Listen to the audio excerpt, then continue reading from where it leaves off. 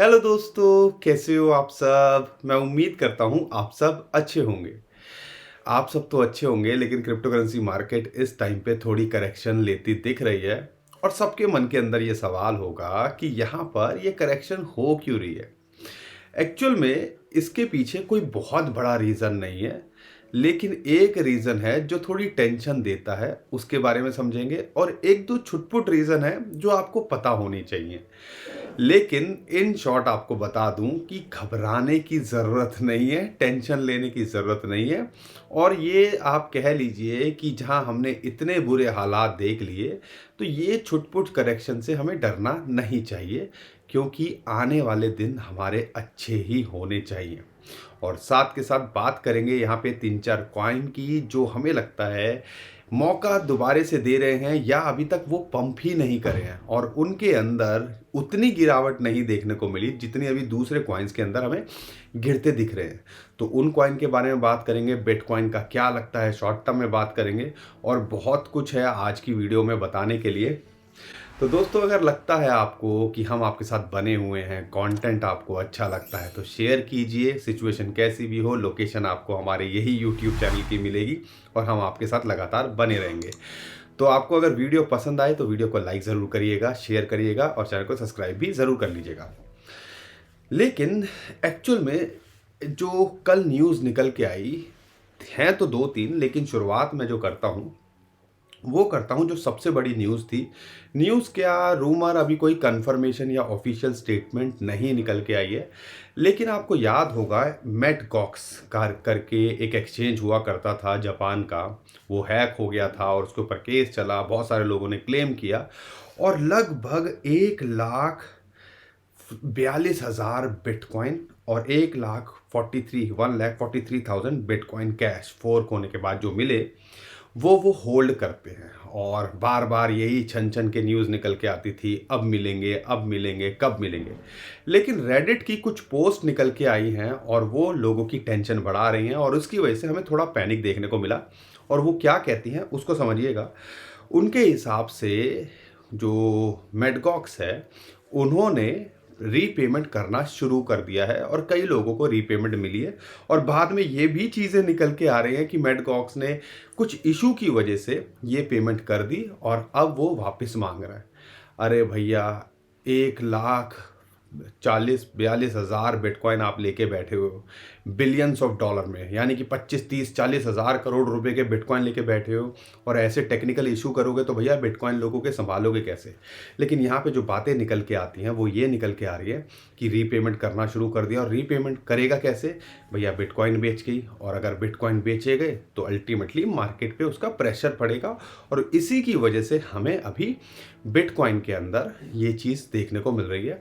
हो सकता है उन्होंने कुछ बिटकॉइन बेचे हो, क्योंकि अगर शेड्यूल देखते हैं, अगर शेड्यूल के हिसाब से देखते हैं, 2010 में ये लॉन्च हुआ था मेटगॉक्स एक्सचेंज। 2014 के अंदर ट्रेडिंग शुरू हुई। 70% पूरी दुनिया का वॉल्यूम एक टाइम पे 2014 में सिर्फ इसी एक्सचेंज पे होता था। फिर ये हैक हुआ और फिर ये लीगल प्रोसेस चला। और अक्टूबर 2023 से उनका प्लान था कि हम जो है लोगों के पैसे वापस करना शुरू करेंगे। और ये बोला जा रहा था कि भैया कुछ बिटकॉइन में हो सकता है कुछ आपको जो उनकी लोकल करेंसी है येन, उसके अंदर पे करें। तो लोगों को पेपाल के थ्रू पेमेंट यहाँ मिलनी शुरू हुई है और ये रेडिट पे क्लेम है। अभी ऑफिशियल स्टेटमेंट यहाँ पे नहीं निकल के आई है, तो हम कह नहीं सकते एक्चुअल में बेचे हैं या सिर्फ मार्केट में माहौल बनाया जा रहा है, रूमर फैलाए जा रहे हैं ताकि मार्केट के अंदर डिप में बाइंग की जाए। और गंदा है धंधा है ये, मार्केट के अंदर क्या क्या चलता है आप सबको पता ही है। अगर आप 1-2 साल से हो तो किस को बात का बतंगड़ बना के कैसे मार्केट के अंदर प्रेशर करके, कई बार झूठी जो न्यूज़ है उसको प्लांट करके ये सारी चीज़ें की जाती हैं। लेकिन सो बात की एक बात, मेटगॉक्स की कहीं ना कहीं रीपेमेंट तो करनी है। अब वहाँ पर वो बिटकॉइन के अंदर कई लोग मांग रहे हैं, कई लोग कैश के अंदर मांग रहे हैं, बहुत सारी वोटिंग कराई, बहुत सारी चीज़ें उन्होंने कराई। अब देखो क्या होता है। लेकिन अल्टीमेटली 2014 में बिटकॉइन का प्राइस अगर देख लो, 100-200 डॉलर से ऊपर क्या होगा अगर आप कैलकुलेशन लेते हो। और आज की डेट के अंदर वही 42,000, 44,000, 45,000 डॉलर्स पे हैं। तो कह लीजिए जिसको $200 पे मिला होगा उसके लिए तो भैया क्या होगा, और कई लोग बिटकॉइन क्लेम कर रहे हैं। तो इसी वजह से यहाँ पर हमें प्रेशर देखने को मिल रहा है। कंफर्मेशन आएगी तो हम अपने ट्विटर टेलीग्राम पे डाल देंगे, और नीचे डिस्क्रिप्शन में हमने उसका लिंक दे दिया है, तो उसी से फॉलो कीजिएगा। बहुत सारे स्कैमर हमारे नाम से स्कैम करने की कोशिश करें, उससे आप बच पाओगे। तो इस अपडेट के लिए, दूसरी अपडेट के लिए आप हमें फॉलो कर सकते हो। लेकिन आपको जो जब ये पिछले हफ्ते भी थोड़ी करेक्शन आई थी, मैंने आपके साथ में डेटा शेयर किया था, और बिना डेटा के मज़ा नहीं आता चीज़ों को शेयर करने का, हवा हवाई बातें क्या करनी। और हमने एक कैलकुलेशन आपको बताई थी। आज आपको टेंशन हो रही है दिसंबर की, लेकिन 2024, आज की वीडियो याद रख लीजिएगा, दिसंबर 2024 आपके लिए एक बहुत बढ़िया महीना हो सकता है। कहीं ना कहीं हमने अभी ऑब्जर्व किया, तो कह लीजिए आज कुछ करो ना करो, अगले 1 साल के बाद में 1 दिसंबर को कुछ ना कुछ बिटकॉइन लेके बैठ जाना। वो क्यों, वो मैं आपको बताऊंगा। लेकिन आखिरी के 2 हफ्ते के अंदर, जैसे मैंने बताया, जो सेकेंड लास्ट हफ्ता होता है साल का या दिसंबर का, उसके अंदर तो मार्केट थोड़ी अच्छी रहती है। लेकिन लास्ट हफ्ते की बात करते हैं, जो 52 वीक की का टोटल साल होता है, जो 52वां हफ्ता होता है, उसके अंदर थोड़ी सी करेक्शन देखने को मिलती है, या आप कह लीजिए थोड़ा सा यहाँ पे वॉल्यूम कम होता है या प्रेशर होता है, क्योंकि लोग न्यू ईयर सेलिब्रेट कर रहे होते हैं, क्रिसमस सेलिब्रेट कर रहे होते हैं, ज़्यादा हलचल नहीं होती है मार्केट के अंदर बिटकॉइन को लेकर, और ज़्यादातर लोग बिटकॉइन के अंदर ही ट्रेड करते हैं। हम ही हैं जो ऑल्ट कॉइन्स को लेके उछलते रहते हैं। लेकिन अगर वाइट कॉलर बाबू की बात करते हैं, वो भाई साहब बिटकॉइन के अंदर ही, या इंस्टीट्यूशंस की बात करते हैं, ज़्यादातर फोकस बिटकॉइन के अंदर करते हैं। तो अगर पीछे का रिकॉर्ड देखते हैं पिछले 6-7 साल का, तो एक बार ही 2020 के अंदर जब बिटकॉइन की हाल्विंग हुई थी, तब ये ग्रीन के अंदर था ये हफ्ता, या पूरा का पूरा दिसंबर, आखिरी के 3 हफ्ते नहीं तो, और पहला हफ्ता भी जो दिसंबर का था वो भी 1-आधा% ही माइनस के अंदर था। तो यहाँ पे 2020 को छोड़ दें तो हमेशा ये नेगेटिव रहा है, और नेगेटिव भी कोई ज़्यादा बड़ा नहीं रहा है, 1-2% ऊपर नीचे होता है। सिर्फ 2021 के अंदर ही ऐसा हुआ था कि 7-8% हमने करेक्शन देखी थी। लेकिन ओवरऑल देखते हैं, 2016 के अंदर हाल्विंग हुई, पूरा दिसंबर का महीना ज़बरदस्त रहा। 2020 के अंदर हाल्विंग हुई, पूरा दिसंबर का महीना ज़बरदस्त रहा। अब 2024 में हाल्विंग होनी है, तो कुछ करो ना करो अगले साल के अंदर, लेकिन दिसंबर के महीने के अंदर अपनी पोजीशन कुछ ना कुछ बना के रखना। तो उम्मीद है कि वहाँ पे अच्छा रिटर्न मिले, क्योंकि जब भी देखोगे 20-25% का रिटर्न ऑन एन एवरेज वहाँ मिल सकती है आपको। तो ये अगले साल की प्रिडिक्शन भी हो गई, और इस साल आपको आइडिया लग गया होगा कि यहाँ पर छुट्टियों का माहौल रहता है, और आखिरी का हफ्ता थोड़ा सा प्रेशर भरा रहता है। लेकिन इससे ज़्यादा परेशान होना नहीं है। यहाँ पर टेक्निकली मैं बताने से पहले एक और बड़ा इवेंट हुआ, और कहीं ना कहीं वो पॉजिटिव भी है, और इससे उम्मीदें बढ़ जाती हैं कि बिटकॉइन के ETF आने हैं। ग्रे स्केल जो GBTC अपना लेके बैठा हुआ है, उसको भैया कह रहा है वो ETF में कन्वर्ट कर दो। अभी जो निकल के आया है, उनके जो CEO थे, उन्होंने वहाँ पे स्टेप डाउन कर दिया है, और अभी जो उन्होंने एक और अमेंडमेंट करी है, और उसके बाद कयास लगाए जा रहे हैं कि 29 तारीख की डेडलाइन दी थी सिक्योरिटी एक्सचेंज कमीशन ने, कहीं ना कहीं वो भी कतार में है, और पहले दूसरे हफ्ते के अंदर बिटकॉइन के ETF आपको आते दिखें। और ETF आते हैं तो कहीं ना कहीं एक बड़ा पुश जनवरी के अंदर मिल सकता है, और उसकी उम्मीदें और बढ़ रही हैं। लेकिन एक पेज है जो जिसके बारे में आपको समझना चाहिए, और मुझे लगता है कि वो भी आपको यहाँ पे आइडिया होना चाहिए। एक होता है, यूजुअली जो ETF होते हैं, मोस्ट ETF जो होते हैं, most stock and commodity based ETF जो रन करते हैं, वो इन काइंड मॉडल पे करते हैं, जो कि अलाउ करता है पार्टिसिपेंट्स को कि भाई वो डायरेक्टली हैंडल कर सकें एसेट्स इन फंड्स, जो एसेट्स होते हैं उनको फंड्स के अंदर। लेकिन यहाँ पर अगर बात करते हैं, सिक्योरिटी एक्सचेंज चाहता है कि कैश के अंदर क्रिएशन हो, कैश क्रिएशन मॉडल के ऊपर ये काम करे जो बिटकॉइन का स्पॉट ETF है, और कैश की ट्रांजैक्शन के अंदर, मतलब कुछ भी लोगे दोगे कैश के अंदर कन्वर्ट करो, सारी चीज़ें करो, और इस वजह से कहीं ना कहीं ट्रेस करना ईजी रहेगा। और फाइनली जो ग्रे स्केल है, उसने भी इस चीज़ को यहाँ पर कर दिया है, और अपडेट अमेंडमेंट अपनी कर दी है। तो कहने का मतलब है, कुछ कंडीशन उनकी मानेंगे, कुछ अपनी मनवाएंगे, ओवरऑल देखेंगे। तो ओवरऑल अगर ETF आता है तो अच्छा ही होगा। चेहरे अलग हो जाते हैं। 2017 के के लिए बुल रन के लिए चेहरा था बिटकॉइन के फ्यूचर। 2021 के बुल रन के लिए इलॉन मस्क इंस्टीट्यूशन की इन्वेस्टमेंट, और 2024-25 में जो बुल रन हम उम्मीद कर रहे हैं उसके लिए आप समझ लीजिए बिटकॉइन ETF और हाल्विंग होनी है। और ये मत भूलिएगा, इलॉन मस्क को मत भूलिएगा। और यहाँ पर 2024 के मिड के अंदर वो पेमेंट जो एक्स प्लेटफॉर्म है उसके ऊपर इंटीग्रेट, जिसको हम ट्विटर भी कहते हैं, इंटीग्रेट करने का प्लान कर रहे हैं मिडल ऑफ 2024। तो कह लीजिए एक बड़ी कि रैली हम 2024 के अंदर, हम 2025 का तो वेट ही नहीं कर रहे हैं। हमें लगता है 2025 से पहले 2024 के अंदर जो टेक्निकली इशारा मिल रहे हैं, और बहुत वीडियो हमने पिछले एक हफ्ते के अंदर बनाई है, तो यहाँ पर हमें देखने को मिल सकता है। तो छुटपुट करेक्शन से घबराना नहीं है। अगर ये 35-36 हज़ार डॉलर भी आ जाए तो समझ लीजिएगा एक बड़ी अपॉर्चुनिटी आपके लिए यहाँ होने वाली है। और अगर इस बार एंट्री मिल जाए तो मिस मत कीजिएगा। ऑल टाइम हाइक या ऑल टाइम बिटकॉइन बॉटम की बात करें उसका सोच रहे हो तो शायद आप गलतफहमी हो। लेकिन शॉर्ट टर्म में जैसा कि हमें पता है एक इम्पॉर्टेंट सपोर्ट है फिबोनाची की 0.5, उसके आसपास ये होवर कर रहा है। अब बहुत सारे लोगों का सवाल है होवर क्या होता है। हेलीकॉप्टर होता है ना, एक ही जगह खड़ा रहता है या उसके ऊपर ही मंडराता रहता है एक ही जगह के ऊपर, उसको हम होवर कहते हैं। तो होवर जैसे हेलीकॉप्टर कर रहा है, ऐसे ही बिटकॉइन का प्राइस इस फिबोनाची की रेशियो 0.5 उसके ऊपर होवर कर रहा है। और इस टाइम पे लगभग $42,200-300 चल रहा है। जब तक यहाँ है वीकली कैंडल में इसको सपोर्ट मिल रही है, डेली कैंडल में इसके ऊपर आसपास है, तो कोई परेशान होने की ज़रूरत नहीं है। लेकिन इंटरेस्टिंगली $40,000 अब साइकोलॉजिकल के साथ में टेक्निकल सपोर्ट भी निकल के आती है, और 50 डे मूविंग एवरेज वहाँ निकल के आ रही है, जो कि $40,000 का ये जो ग्रीन लाइन आपको दिख रही है वो बनती है। तो यहाँ पे भी आ सकता है। अगर यहाँ आए तो एक इम्पॉर्टेंट बड़ी सपोर्ट है, मिस मत कीजिएगा एंट्री। और एक जो एंट्री है फिबोनाची की, जहाँ इसने पहले रेजिस्टेंस फेस किया था, फिर यहाँ पे स्टेबल होने की कोशिश की थी 36 से $35,000, अगर वहाँ आ जाए तो समझ लीजिएगा एक बड़ी अपॉर्चुनिटी बिटकॉइन और ऑल्ट कॉइन्स के अंदर एंट्री लेने की हो सकती है। लेकिन अभी भी हम कह रहे हैं हाल्विंग से पहले अगर बिटकॉइन के ETF आ जाते हैं तो ये जो हम टारगेट लेके चल रहे हैं इसको कह लीजिए पार करने में कोई ज़्यादा मुश्किल नहीं होगी। लेकिन 100 बात की एक बात, हम कोई फाइनेंशियल एडवाइज़र नहीं है। आप अपनी रिसर्च खुद की कीजिए, अपने रिस्क को देखिए, अपने फाइनेंशियल एडवाइज़र से डिस्कस कीजिए। और अगर आपको हमारी बातें समझ में आती हैं तो वीडियो को लाइक करिए, शेयर कीजिए और चैनल को सब्सक्राइब भी ज़रूर करिएगा।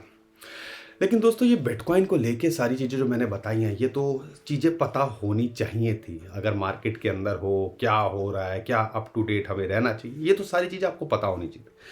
लेकिन 5 कॉइन हैं जो बड़े कॉइन हैं। देखो मैं कवर कर रहा हूँ बड़े कॉइन्स, छुटपुट कॉइन जो एकदम से 50% गिर जाएं, बढ़ जाएं, मैं उस पर ज़्यादा फोकस नहीं कर रहा हूँ। लेकिन यहाँ पर 5 कॉइन हैं जिनके अंदर हम बार बार उनको शेयर इसलिए कर रहे हैं कि वो टूट नहीं रहे हैं और यहाँ पे वो ज़्यादा बढ़े भी नहीं हैं। तो पूरे चांसेस हैं यहाँ पे ज़्यादा बढ़ने के। तो उसमें से पहला है लाइट कॉइन। मैं ये नहीं कह रहा हूँ ये आपको 10x दे जाएगा, लेकिन हाँ शॉर्ट टू मिड टर्म के अंदर ये आपको 50 to 100% दे के जा सकता है। और इसका जो अभी रेजिस्टेंस है वो है $75। अगर इसके ऊपर जाता है तो यहाँ पर $86 तक ये जा सकता है, फिर $100 भी ट्राई कर सकता है। इस टाइम पे लगभग $70 के आसपास चल रहा है। एंट्री यहाँ बनाई जा सकती है, और एक एंट्री अगर $60 के आसपास आ जाए, जिसके आसार नहीं लगते हैं, तो बनाई जा सकती है। तो 2 लेवल पे एंट्री बनती है, यहाँ पे भी इसके अंदर एंट्री बनाई जा सकती है। दूसरा कॉइन है डॉज कॉइन। कुछ खास नहीं कर रहा है, मोमेंटम नहीं आई है। अब बहुत सारे लोग बोलेंगे हमने कल भी शेयर किया था, लेकिन कल हमने मैटिक भी शेयर किया था और आपको बोला था $0.8 के आसपास मिल रहा है तो एंट्री बना लो। 15-20% का 25% का प्रॉफिट कमाए ना, $1 से ऊपर पहुंच गया ना कल। तो इसलिए कहते हैं कि सबका नंबर आएगा, बस आपको यहाँ पे थोड़ा सा वेट करने की ज़रूरत है। और यहाँ पे थोड़ा सा आपको पेशेंस दिखाने के साथ साथ स्मार्टली अच्छे कॉइन्स के अंदर बने रहने की ज़रूरत है, और यहाँ पे सब मौका देंगे। तो डॉज कॉइन के अंदर 0.085 पे एक अच्छी सपोर्ट है। अगर यहाँ मिल जाए तो एक अच्छी एंट्री हो सकती है, और दूसरी एंट्री लगभग $0.07 के आसपास मिलती है। और अगर इसके टारगेट की बात करते हैं तो 0.1 से लेके $0.15 तक ये जा सकता है। तीसरा कॉइन है XRP। XRP के अंदर अभी देखो मार्केट थोड़ी पैनिक में आई, 5, 10, 15% कई कॉइन्स बड़े कॉइन टूट गए, लेकिन XRP ज़्यादा नहीं टूटा है और $0.6 के आसपास इसको सपोर्ट है। अगर यहाँ मिल रहा है तो एंट्री बना लीजिएगा, पूरे चांसेस हैं $0.75 से लेके आपको 0.85, इनफैक्ट $1 भी आपको देके जा सकता है। दूसरी एंट्री देख रहे हो तो लगभग $0.54 के आसपास यहाँ बनती है। हमारा अगला कॉइन है मैटिक। मैटिक के अंदर हम आपको एंट्री नहीं बनाने को बोल रहे हैं क्योंकि अभी ये बढ़ चुका है, लेकिन अगर इसके टारगेट की बात करते हैं $1 के बाद में 1.4, $1.3 तो हम लेके चल रहे हैं। फिबोनाची की रेशियो भी है 0.38, वहाँ तक ये जा सकता है। अगर उसके ऊपर गया तो ये 1.9, $1.8 तक भी आपको देके जा सकता है। अगर एंट्री नहीं बनाई है गलती से $0.858 के आसपास आ जाए तो यहाँ एंट्री बनाई जा सकती है। और हमारा आखिरी कॉइन है इथीरियम। बहुत सारे लोग इसके बारे में हमसे क्वेरी भी कर रहे हैं, तो हमें जैसा कि $2400 है इसके लिए रेजिस्टेंस है। अगर आप एंट्री के लिए देख रहे हो लगभग $2100 पे एक एंट्री बनाई जा सकती है, लेकिन अगर आप एंट्री नहीं भी बनाओगे तो कोई टेंशन की बात नहीं है। लॉन्ग टर्म में होल्ड कर रहे हो तो अच्छा है, लेकिन परफेक्ट एंट्री देख रहे हो तो $1825-30 के आसपास यहाँ बनती है। अगर वहाँ आए तो एंट्री बनाने की सोचिएगा। अगर यहाँ पे $2100 के आसपास में भी आ जाए तो एंट्री ज़्यादा कुछ ऐसा नहीं है कि बहुत कुछ चेंज हो जाएगा, तो वेट करना इसके अंदर ज़्यादा समझदारी है। लेकिन हाँ, $2400 एक रेजिस्टेंस है, उसके बाद आपको ये 2700, 2800, इनफैक्ट $3000 भी लगता दिख सकता है। और अगर रैली आएगी तो इसके लिए ये अचीव करना कोई बड़ी बात नहीं है। एक बड़ा सवाल है, इन कॉइन्स के अंदर कभी हमें ऑल टाइम हाई देखने को मिलेगा? दोस्तों अगर मैं पर्सनली बोलूँ, ये जितने भी कॉइन्स हैं ना, ये बड़े कॉइन्स हैं, टॉप कॉइन्स हैं, ज़्यादातर में कुछ यूज़ केस भी है। तो पर्सनली अगर मैं बोलूँ तो यहाँ पर जब रैली आती है, माहौल बनेगा, जो बनता दिख रहा है, थोड़ी बहुत झटके भी लगेंगे जो अभी दिख रहे हैं, लेकिन ओवरऑल देखोगे आज से 1.5-2 साल बाद या अपने बुल मार्केट जब पीक पे होगी तो कोई शौक नहीं है, ये ऑल टाइम हाई क्या, एक नए ऑल टाइम हाई भी बनाते दिखे इनमें से ज़्यादातर कॉइन। तो इस हिसाब से आप फोकस कर सकते हो। और अगर आपने कोई कॉइन होल्ड किए हुए हैं जो पंप नहीं किए हैं तो समझ लीजिएगा उनका भी नंबर आएगा, बस थोड़ा सा इंतज़ार यहाँ करने की ज़रूरत है। कई भाई बहन मेरे कहते हैं कि हमारे कॉइन का नंबर ही नहीं आ रहा। कोई बहुत सारे कॉइन्स हैं जो आप उम्मीद ही नहीं कर रहे थे। BNB कभी सोच सकते तो इतना बड़ा सब कुछ होने के बाद BNB $300 छुएगा, छुआ ना। डॉट्स उम्मीद कर सकते थे कि जो है $500 मिलियन का प्रेशर होने के बाद, अनलॉक होने के बाद कॉइन्स इतना बढ़ सकता है, बढ़ा ना।